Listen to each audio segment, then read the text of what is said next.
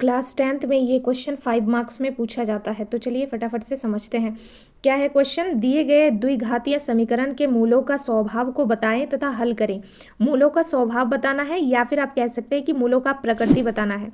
तो मूलों की प्रकृति के लिए आपको ध्यान रखना है, अगर डी का मान 0 आता है तो वास्तविक को समान, डी का मान पॉजिटिव आता है तो वास्तविक को असमान, डी का मान कोई नेगेटिव वैल्यू आता है तो वास्तविक नहीं होगी।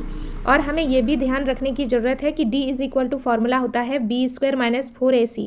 और किसी भी समीकरण का जो आप जनरल फॉर्म है वो भी आपको पता होना चाहिए, ax² + bx + c = 0। तो यहाँ पर क्वेश्चन क्या है, 2x² - 17x + 13 = 0। तो यहाँ पर आप कंपेयर करेंगे इस इक्वेशन के साथ, तो a का मान है 2, b का मान है -17, c का मान है 13।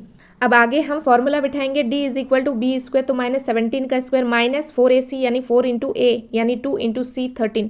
तो 289 - 24 हो जाएगा 265। तो देखिए ये पॉजिटिव वैल्यू आया, तो हम लिख सकते हैं कि मूलों का स्वभाव कैसा है, प्रकृति कैसा है, वास्तविक व असमान।